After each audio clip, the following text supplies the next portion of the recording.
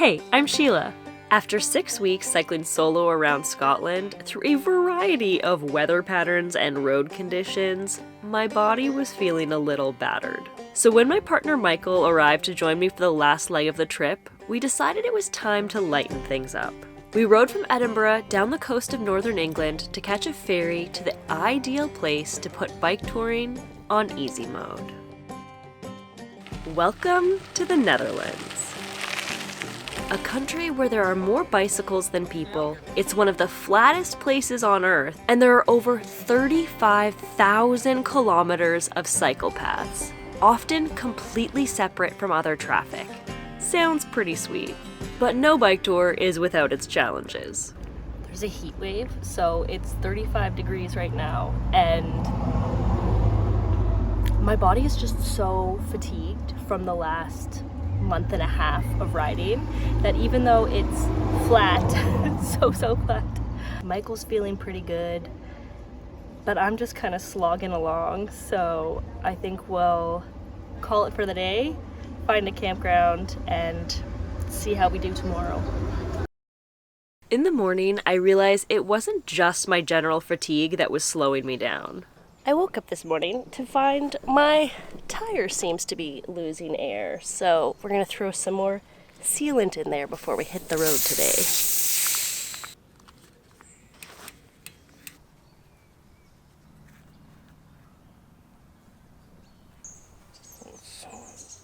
sticky to pull up.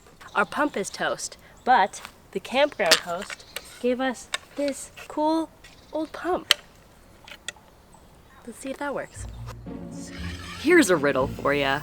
How long does it take two Canadians with years of experience pumping tires to figure out a common Dutch pump?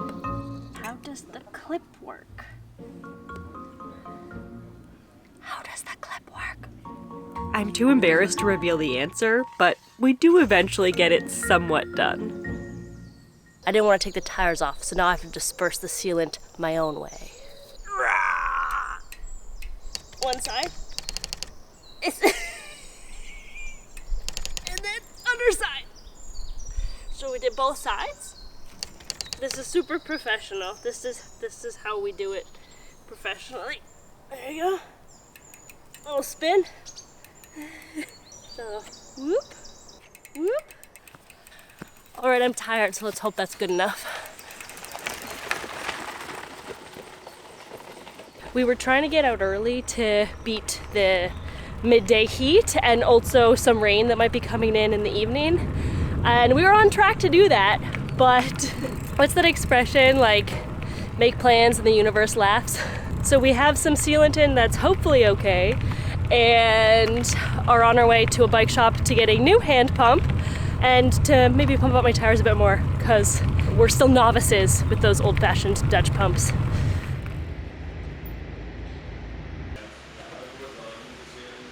Wow. Pump acquired, snacks acquired, and we're back on the road. This shade in 35 degrees, perfect. The only downside of the wonderfully flat roads that make up the Netherlands is that when the wind is against you, it's really against you.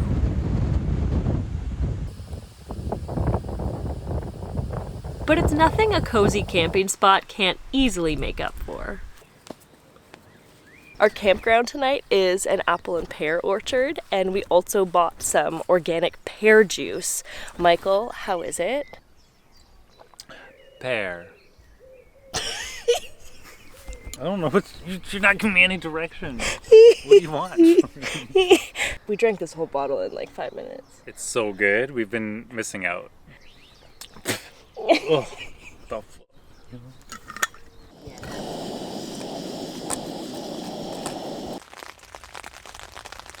Our dinner was interrupted by a rainstorm, but a fun fact is that couscous doesn't need to be boiled. It can actually be cooked in cold water, in your tent even. It'll still get nice and soft, but it will take a little longer, maybe like 10 or 15 minutes instead of 5. Maybe 20 minutes.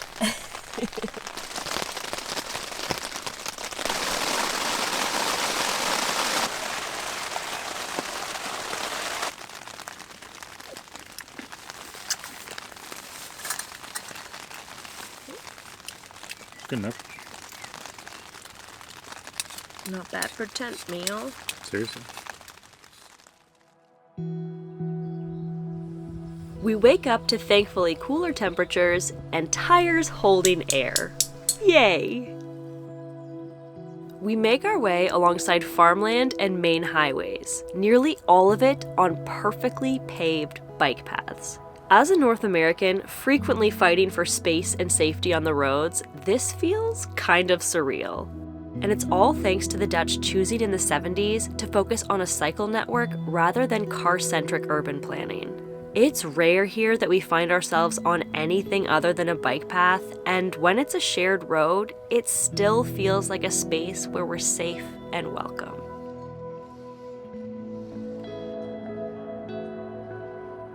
Instead of pears and apples, tonight's campground has chickens, goats, ducks, and teeny tiny horses.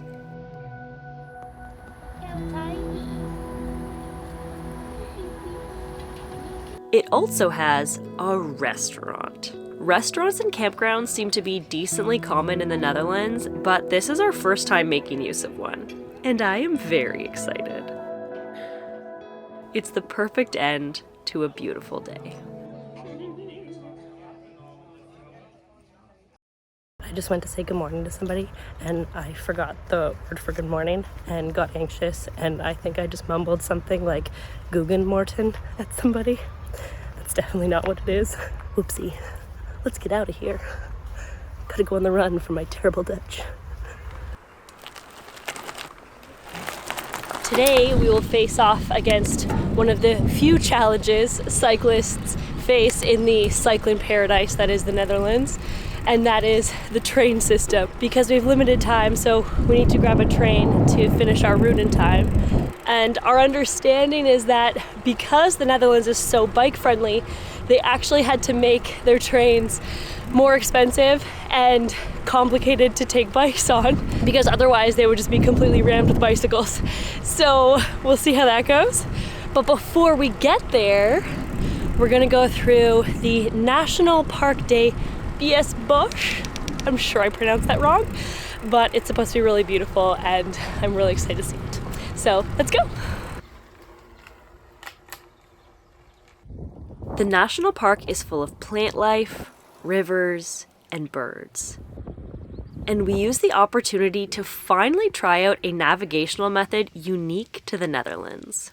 So far we've been using Komoot to navigate, but the Netherlands has this cool system of numbering. I think it's called the knot system. Technically this is its name, but I'll save you the pain of listening to me try to pronounce that. So we're here and we're going to Dordrecht. So we need to go to 8, to 2, to 43. And then which way do we want to go next? 44. We'll go around? Yeah, we go up or north. So 44. 83. 83. 10. 10. And then I think 84. 84. Is that the train station? And then we'll go from there to the train station, yeah. Let's give it a try. Okay, we're approaching our first intersection. I was in charge of the first 4 numbers, and my first number is 2, right? I think so. I feel quite confident that it's 2. So pretty. Okay, wait, I just flew past the sign that said my 3rd number, so I missed my 2nd number, I think. But that's okay. We found our 3rd number, because I think, okay, wait, let me show you. I bring you with me. Come, come, come. We turn around awkwardly. Okay, it's okay. I figured it out. It's fine. Did you see the 8 before? I missed the 8. I thought we were doing 43. Yeah, but there's supposed to be an 8. It was supposed to be 2, 8, 43, 44. I think. Oh. Let me check. Let me check my list. I don't remember seeing the 8. Oh, no, 8 was first. We were already on the 8, so we didn't see a sign for it. But then we saw the sign for the 2, And then the 43 was the next Okay, number. because I thought I had 4 numbers to remember. Okay, so I didn't totally miss any. Actually, I didn't miss anything. Right? Well, you rolled by this and... So 43. See? 43. That way. Perfect. Right on track.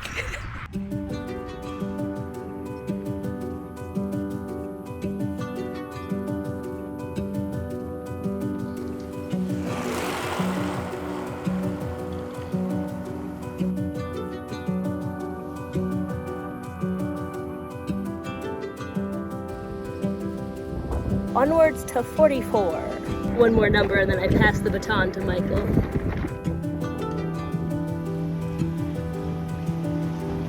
Okay, that's 44. You're up next, Michael. I'm ready. Maybe. Well, it's closed anyways, but I did remember that we have to turn at 83.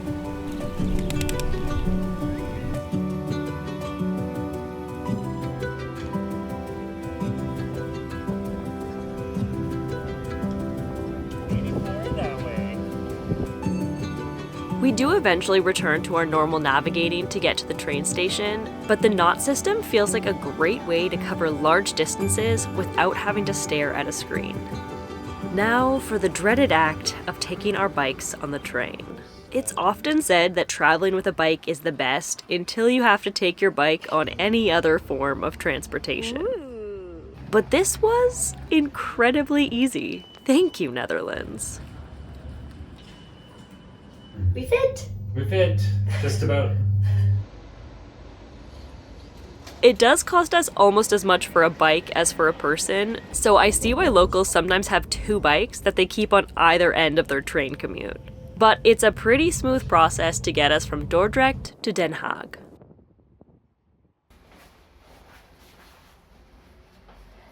The city feels busy compared to the last couple days in the countryside, but it feels busy with life rather than with traffic like most cities I've been to. Some streets are completely closed to cars, and those that aren't, we feel as though we rarely see them. The walkability and bikeability in the Netherlands really feels like something else. Sadly though, our time here is coming to an end. We set off from Den Haag for our final stretch of riding along the coast towards Amsterdam. We hate for our time here to be ending, but this stretch is said to be some of the most beautiful in the Netherlands, so it should be quite the send-off.